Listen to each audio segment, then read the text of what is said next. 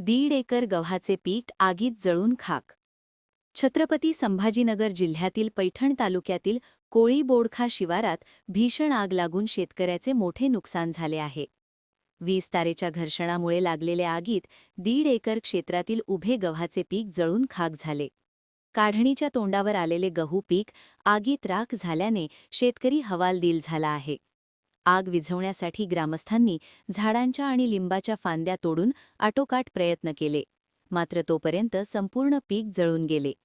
या घटनेमुळे शेतकऱ्याचे मोठे आर्थिक नुकसान झाले असून शासनाने तातडीने मदत करावी अशी मागणी करण्यात येत आहे।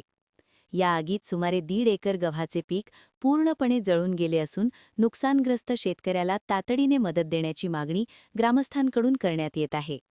मी गणेश अजिनाथ तोरे, पिक जळगाव। आज दुपारा 4 वाजता कारभारी भीमराव बडे किक जळगाव यांच्या शेतामध्ये असलेला गहू तारींच्या पार्किंगमुळे जळाला आहे। यामध्ये सुमारे 1.5 एकर जवळजवळ गहू जळून खाक झाला आहे। या शेतकऱ्यांच्या हातातोंडाशी आलेला घास हा जळून खाक झालेला आहे।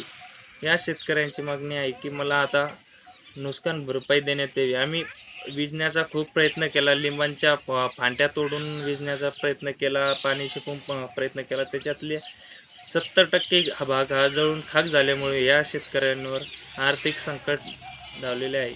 तरी शासनाला विनंती आहे की आपण हे नुकसान भरपाई देण्यात यावी। कारभारी भीमराव बडे, कोळी बोडखा शिवार।